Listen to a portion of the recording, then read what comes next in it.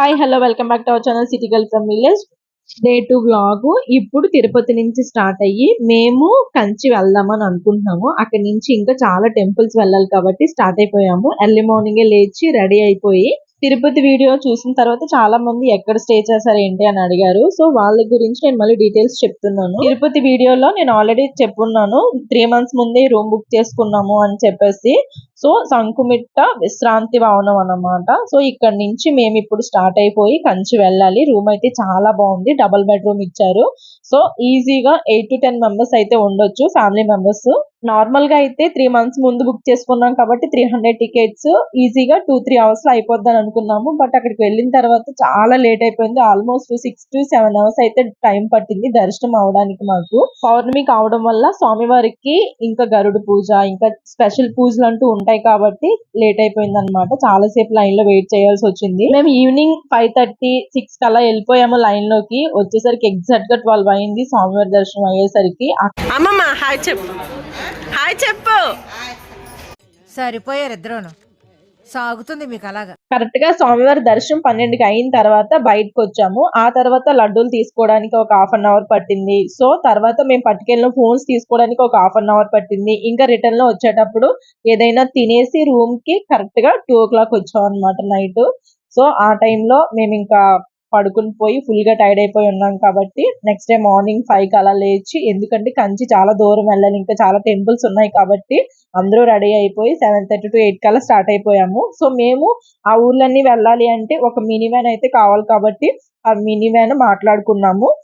ఇదే అన్నమాట. ఇప్పుడు ఈ మినీ వ్యాన్ లోకి మా లగేజ్ అంతా ఎక్కించేసి స్టార్ట్ అయిపోవాలి. ఇక్కడ 8 కల్లా స్టార్ట్ అయ్యాము తిరుపతి కొండ మీద. మేము ఉంటున్న సంకుమిట్ట విశ్రాంతి భవనం నుంచి. తిరుపతి నుంచి చుట్టుపక్కల ఉన్న ఫేమస్ అయిన టెంపుల్స్ అన్ని తిరగడానికి చాలా వరకు ముందుగానే ఆన్లైన్ లో కావచ్చు లేకపోతే ఆఫ్లైన్ లో కావచ్చు మాట్లాడుకుంటారు. మేమైతే ఆఫ్లైన్ లోనే మాట్లాడుకున్నాం అనమాట. ఈ మినీ వ్యాన్ ఇంత ప్యాకేజ్ అని ఉంటుంది. ఆ ప్యాకేజ్ మాట్లాడుకుంటే మనల్ని ఆ టెంపుల్స్ కి వాళ్ళే తీసుకెళ్లి తీసుకొచ్చేస్తారు అనమాట. మేము ఇప్పుడు కంచి వెళ్ళి అక్కడి నుంచి చెన్నై వెళ్ళాలి, అరుణాచలం వెళ్ళాలి, కాణిపాకం వెళ్ళాలి, ఇంకా చాలా టెంపుల్స్ తిప్పుతామని అన్నారు కానీ బట్ మాకైతే టైం లేదు. మేము దర్శనం చేసుకుని మళ్ళీ తిరుపతి రావాలన్నమాట. మా ట్రైన్ టికెట్స్ తిరుపతి నుంచి అయ్యాయి మాకు వైజాగ్.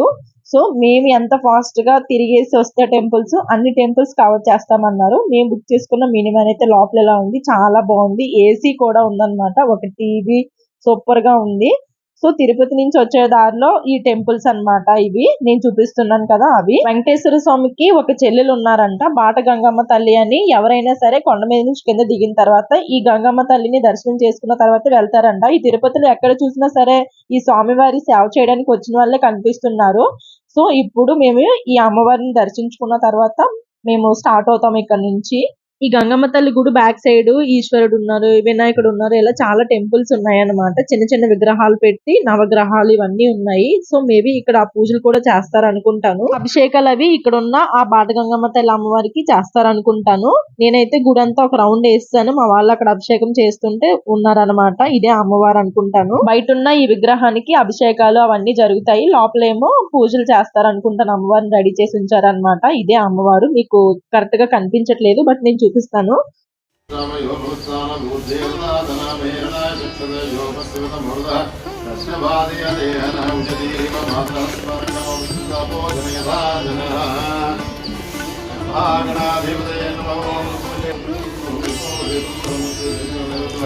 బాట గంగమ్మ తల్లి అమ్మవారిని దర్శించుకుని బయటికి రాగానే ఆంజనేయ స్వామి గుడి ఒకటి ఉంది. ఆ స్వామిని కూడా దర్శించుకుని ఏ ఆటంకాలు లేకుండా క్షేమంగా వెళ్ళి లాభంగా మా ఇంటికి తిరిగి వచ్చేసేలాగా మా జర్నీ సాగిపోవాలని చెప్పి ఆ దేవుడికి బాగా దండం పెట్టేసుకుని మేమైతే స్టార్ట్ అయిపోయాము అందరం. మేము కిందకి వస్తూ ఉన్నప్పుడు అలిపిరి మెట్ల నుంచి నడిచి వచ్చే వాళ్ళు ఉంటారు కదా, వాళ్ళు కనిపించారు. వీళ్ళే వాళ్ళందరూ కూడా. అలిపిరి మెట్లకి శ్రీవారి మెట్లకి డిఫరెన్స్ ఏంటి అంటే అలిపిరి మెట్లు ఎక్కితే ఓన్లీ నడకే అన్నమాట, రోడ్ లా ఉంటుంది. అదే శ్రీవారి మెట్లు అయితే ఓన్లీ స్టెప్సే ఉంటాయి. సో ఇంతటితో అయితే మా తిరుపతి వ్లాగ్ ఎండ్ అయిపోయింది. నెక్స్ట్ మేము కంచి వ్లాగ్ స్టార్ట్ అవుతుంది, చూసేయండి. తిరుపతిలో మేము 8:30 కల్లా స్టార్ట్ అయితే కాంచీపురం వచ్చేసరికి ఎగ్జాక్ట్ గా 11:30 అలా అయింది. ఎండ మండిపోతుంది, మామూలుగా అయితే లేదు. మా బస్ ని దూరంగా పార్క్ చేస్తారు. ఇక్కడ నుంచి బై వాక్ టెంపుల్ కి నడుచుకుని వెళ్ళాలన్నమాట. మీకు కనిపిస్తున్న రాజగోపురం దగ్గరికి ఇప్పుడు వెళ్తున్నాము నడుచుకుంటూ.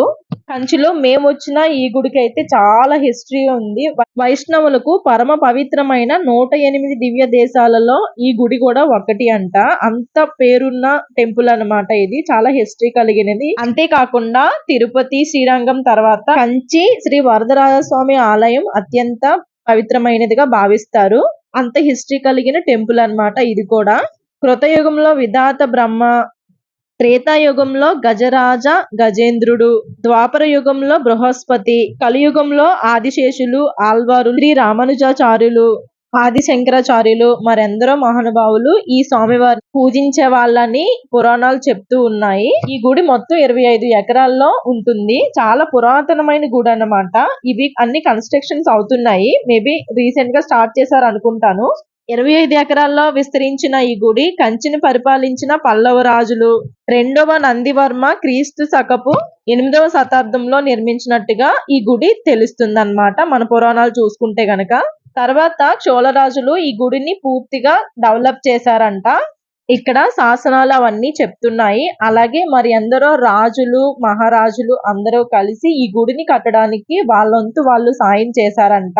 నెక్స్ట్ మన విజయనగరం రాజుల ఆధ్వర్యంలోకి రాగా వాళ్ళు పరిపాలించిన టైంలో ఇంకొంచెం అభివృద్ధి చెంది ఇంకా బాగా డెవలప్ చేశారన్నమాట. ఈ కంచి అనేది తమిళనాడులో ఉంది కాబట్టి ఎక్కువ తమిళ శాసనాలే కాకుండా మన తెలుగు శాసనాలు కూడా ఈ గుడి దగ్గర కనిపిస్తూ ఉంటాయి. ఇప్పుడు వరకు ఈ గుడిని ఎవరు పరిపాలించారు, ఎవరు కట్టారు అని మాట్లాడుకున్నాం కదా. ఇప్పుడు ఇక్కడ స్వామివారు ఎలా వెలిసారు ఏంటి అనేది మాట్లాడుకుందాము. స్వామి ఇక్కడ స్వయంభుగా వెలిసారని సత్యయుగ కాలంలో చెప్పిన మాటలంట.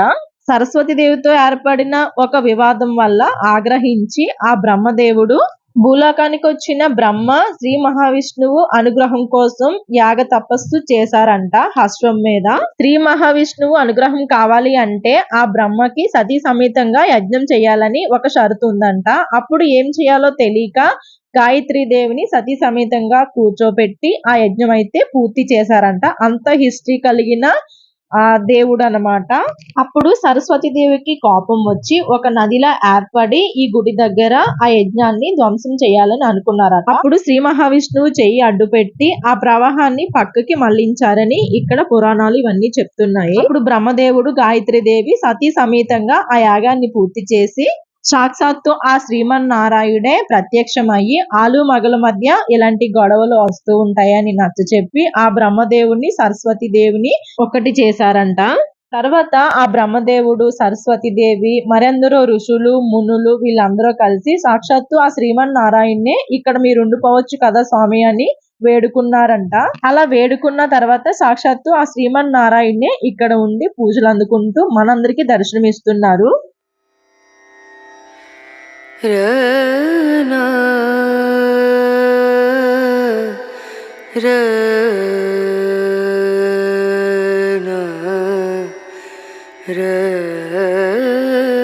మీకు ఈ గుడి చూస్తే ఎంత పురాతనమైందో అర్థమవుతుంది. అన్ని కూడా అప్పుడువే అలాగే ఉన్నాయి. ఎక్కడ చెక్కు చెదరకుండా ఎంత బాగా కట్టారో ఏంటో. అప్పుడున్న రాజుల కాలం నాటి గుడులంటే ఆ మాత్రం ఉంటుంది కదా. మరి హోమం చేయడానికి అనుకుంటాను. అప్పట్లో కట్టినవే ఇవన్నీ కూడా. ఇలా చెప్పుకుంటూ పోతే మన భారతదేశంలో చాలా పురాణాలే ఉన్నాయి లెక్కలేనన్ని. మన భారతదేశంలో ఉన్న ప్రతి గుడికి ఒక పెద్ద హిస్టరీ ఉంటుంది. మనం నమ్మి తీరాలి అది. ఫోన్స్, కెమెరాస్ ఇక్కడ నుంచి లోపలికి అలౌ చేయరు కాబట్టి నేను ఫోన్ అయితే తీసుకెళ్లేదు. ఇంకా స్వామివారిని దర్శించుకుని బయటికి రాగానే ఇలా బయట ఒక 6 గంటలు అయితే కట్టేసి ఉన్నాయి. ఆ 6 గంటల్ని అందరూ కొట్టి వెళ్తున్నారనమాట. మరి ఇక్కడ ఎందుకో ఏంటో తెలీదు.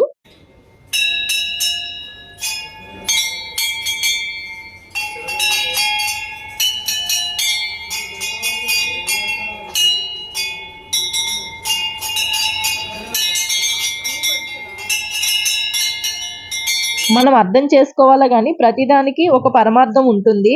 కంచి వచ్చాము అంటే బంగారు బల్లి, వెండి బల్లి ముట్టుకుని వెళ్తూ ఉంటాం కదా అందరమి. సో దాని గురించి అది అసలు ఎలా ఏర్పడింది, ఎందుకు అది ముట్టుకోవాలి అనేది మనం మాట్లాడుకుందాం. వీడియోలో చెప్తాను, చూసేయండి. ఈ బంగారు బల్లికి, వెండి బల్లికి ఎంత హిస్టరీ ఎందుకు వచ్చింది అనే దాని గురించి మాట్లాడుకుందాము. పురాణాల ప్రకారం గౌతమి మహర్షి అని ఒక పెద్ద ఋషి దగ్గర 2 శిష్యులు ఉండేవాళ్ళు. వాళ్ళు ఆ స్వామి వారికి కావలసిన పూలు, పళ్ళు, ప్రసాదాలు అన్ని సర్ది పెట్టేవారు. అలా ఒక రోజు వాళ్ళు సర్ది పెట్టిన పాత్రలో ఒక బల్లి పడిందంట. అప్పుడు వెంటనే ఆ మహర్షికి కోపం వచ్చి ఆ శిశువులిద్దరిని బల్లులుగా మార్చేశారంట. అప్పుడు ఆ శిశువులు తెలియక చేసిన తప్పుకి క్షమించమని ఆ స్వామీజీని వేడుకొనగా, అప్పుడు ఆ స్వామీజీ ఆ శిశువులిద్దరిని అతిగిరి క్షేత్రం వెళ్ళి అక్కడ ఆ స్వామీజీని దర్శించుకోమని చెప్పారట. అప్పుడు ఆ శిశువులు అక్కడికి వెళ్ళి ఆ స్వామిని దర్శించుకుని శాప విమోచన కలిగించుకున్నారట. అప్పుడు కొంతకాలానికి చంద్రుడు, ఇంద్రుడు, సూర్యుడు ముగ్గురు కలిసి వరదరాజ పెరుమాళ్ స్వామి దర్శనానికి కలిసి వచ్చారంట. సూర్యుడు, చంద్రుడు, ఇంద్రుడు దర్శనం చేసుకోగా అప్పుడు ఆ శిశువులకు శాప విమోచనం కలిగిందని పురాణాల ప్రకారం మనం తెలుసుకోవచ్చు. అప్పటి నుంచి ఆ శిశువులిద్దరిని బంగారు బల్లి, వెండి బల్లిగా ఇక్కడ స్థాపించారు.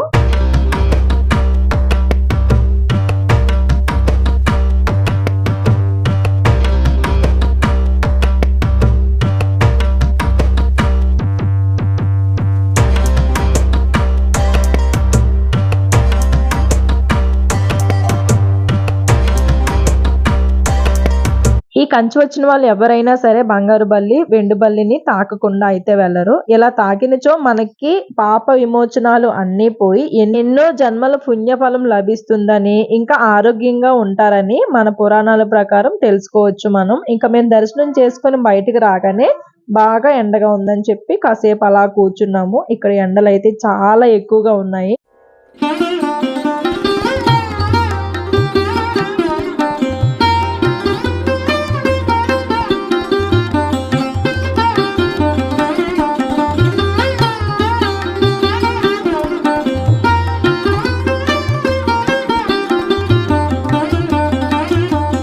మేము లంచ్ టైంలో వెళ్ళాం కాబట్టి లక్కీగా ఆ బంగారు బల్లి, వెండి బల్లి దగ్గర ఎవరు లేరు. అందుకే కొంచెం వీడియో తీయగలిగాను. మేము దర్శనం చేసుకుని బయటికి రాగానే అరౌండ్ 1:32 అయింది. ఇంకా లంచ్ టైం అయింది కదా అని చెప్పేసి వెజ్ మీల్స్ ఆర్డర్ చేసుకుని తినేసి ఇంకా మేము మళ్ళీ చెన్నై వెళ్ళాలి కదా, చాలా దూరం అని చెప్పి స్టార్ట్ అయ్యాము. అందరూ వెజ్ మీల్స్ ఆర్డర్ పెడితే నేను మాత్రం ఫ్రైడ్ రైస్ ఆర్డర్ పెట్టుకున్నాను. ఎందుకు అంటే నాకు అప్పటికే ఫుల్ కోల్డ్ చేసేసి అసలు వాయిస్ కూడా బయటకు రాలేనంతగా ఉంది. ఏం తిన్నా కూడా టేస్ట్ తెలియట్లేదు. సో కొంచెం స్పైసీగా ఏదైనా తినాలనిపించి అది ఆర్డర్ చేసుకున్నాను. మేబీ ఇక్కడ క్లైమేట్ కి అక్కడ క్లైమేట్ కి చాలా డిఫరెన్స్ ఉంది. నా వాయిస్ అంతా పోయింది, ఫుల్ కోల్డ్ చేసి ఫీవర్ ఒకటే తక్కువ. సో మేము ఫుడ్ తినేసిన తర్వాత స్టార్ట్ అయ్యాము. ఇప్పుడు మేము కంచి నుంచి చెన్నై వెళ్ళాలన్నమాట. అక్కడ నుంచి ఆల్మోస్ట్ ఒక 2.5 hours 3 hours పట్టింది. ఇప్పుడు కంచి నుంచి మేలిమరువత్తూరు ఓం శక్తి అమ్మవారి దగ్గర రావడానికి మాకు ఒక 2 hours అలా పట్టింది. సో మేము వచ్చేసరికి 4:30 అలా అయిందనమాట. ఇంకా చాలా పీస్ఫుల్ గా దర్శనం అయితే జరిగింది. మేము ఓం శక్తి అమ్మవారి దగ్గరికి ఎవ్రీ ఇయర్ వస్తూ ఉంటాం అనమాట. నేను లాస్ట్ మంత్ జనవరిలో 27th వచ్చాను. సో ఇప్పుడు మళ్ళీ ఫ్యామిలీ ట్రిప్ కాబట్టి అందరం కలిసి వచ్చాము. ఇప్పుడు ఇంత ఖాళీగా ఉంది, అప్పుడైతే అస్సలు ఖాళీ ఉండదు. మేబీ ఫోన్స్ కూడా అలౌ చేయరు ఆ టైంలో. ఇప్పుడు ఎవరు లేరు కాబట్టి దట్టు వాళ్ళు చూడలేదు. లేకపోతే ఇప్పుడు కూడా నేను ఇంత ధైర్యంగా వీడియో తీసేదానని అయితే కాదు. ఇక్కడ ఓం శక్తి అమ్మవారి ఫొటోస్ అవన్నీ ఎప్పటి నుంచో ఉన్నాయన్నీ కూడా ఇక్కడ ఆల్బమ్స్ లో పెట్టారనమాట. ఈ ఓం శక్తి అమ్మవారి గురించి కూడా నా ఛానల్లో చాలా వీడియోస్ ఉన్నాయి. ఈ అమ్మవారు కూడా స్వయంగా వెలిసిన అమ్మవారు. ఈ అమ్మవారి టెంపుల్ కి ప్రతి సంవత్సరం కొన్ని లక్షల మంది మాల వేసుకుని వస్తూ వెళ్తూ ఉంటారు. అంత ఫేమస్ టెంపుల్, అంత పవర్ఫుల్ అమ్మవారు ఓం శక్తి అమ్మ. ఇంకా మేము అమ్మవారిని దర్శించుకుని మా బాబుగాడికి ఇక్కడ అంటే తులాభారం ఇవ్వాలన్నమాట. మేము ఎప్పటి నుంచో అనుకున్నాము, బట్ ఇప్పటికి అయింది. ఆ ఓం శక్తి అమ్మవారి దర్శనం అయిపోగానే ఇక్కడ పెద్ద తోట ఉంటుంది. తోటలో పుట్ట ఉంటదన్నమాట. అమ్మవారు పాము రూపంలో ఉంటారు కాబట్టి ఈ పుట్ట దగ్గరికి వచ్చి తోటలో అందరూ దర్శనం చేసుకుంటారు. మన ఆంధ్రాలో మనకి తిరుపతి ఎంత ఫేమస్, ఈ తమిళనాడులో ఈ మేలిమరువత్తూరు ఓం శక్తి అమ్మవారు అంత ఫేమస్. మన ఆంధ్ర నుంచే కాకుండా ఇంటర్నేషనల్స్, అదర్ స్టేట్స్, కంట్రీస్ నుంచి కూడా చాలా మంది వచ్చి ఈ ఓం శక్తి అమ్మవారిని ప్రతి సంవత్సరం మాల వేసుకుని వచ్చి లేదా నార్మల్ గా వచ్చి అయినా సరే దర్శనం చేసుకుంటారు. అంత పవర్ఫుల్ అమ్మవారు. ఇక్కడ కూడా ఎప్పుడు కొన్ని వందల మందికి, ఇంకా ఆ అమ్మవారి నిధులలో అయితే కొన్ని లక్షల మందికి నిత్యం అన్నదానం జరుగుతూనే ఉంటుంది. ఎంత మంది వస్తే అంత మందికి కూడా. ఈ ఓం శక్తి అమ్మవారికి మాల వేస్తారు. డిసెంబర్ లో స్టార్ట్ చేసి ఆల్మోస్ట్ ఫిబ్రవరి వరకు ఉంటుందన్నమాట. ఈ తోటలో బోల్డ్ అన్ని కోళ్ళు ఉంటాయి, ఆవులు ఉంటాయి, గేదెలు ఉంటాయి. ఇలా చాలానే పెంచుతారనమాట ఇక్కడ. చెట్ల మీద తిరుగుతున్న ఈ కోళ్ళని చాలా కోళ్ళు ఉన్నాయి ఇంకా వెనకాతల బ్యాక్ సైడ్. బట్ ఇది మాకు దారి చూపిస్తుంది అనమాట. మామూలుగా ఎక్కువ మంది ఉంటే ఇవన్నీ లైన్స్ తిరుక్కుని రావాలి, బట్ ఎవరు లేరు కాబట్టి మేము డైరెక్ట్గా వచ్చేసాము. ఎక్కువ మంది భక్తులు ఉంటే కనుక ఈ లైన్స్ అన్ని తిరిగి రావడానికి 30 minutes to 40 minutes అలా పడుతుంది. సో ఇప్పుడు ఎవరు లేరు కాబట్టి మేము డైరెక్ట్గా వచ్చేసాము షార్ట్ కట్లో.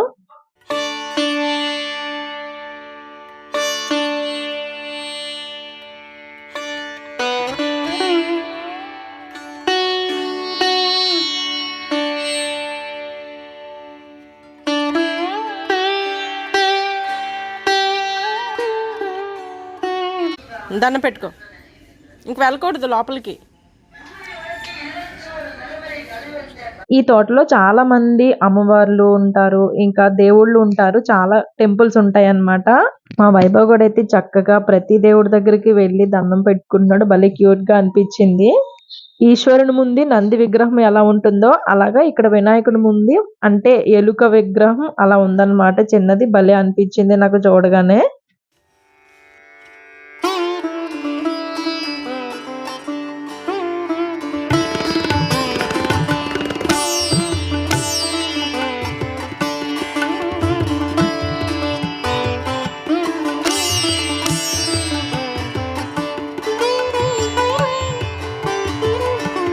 ఈశ్వరుడు నంది కాంబినేషన్ ఎలా ఉంటుందో అలాగే వినాయకుడు మూషికము కాంబినేషన్ కూడా అలాగే ఉంటుంది. ఎక్కడున్నా సరే వాళ్ళిద్దరూ లేకుండా అవ్వదు, వీళ్ళిద్దరూ లేకుండా అవ్వదు.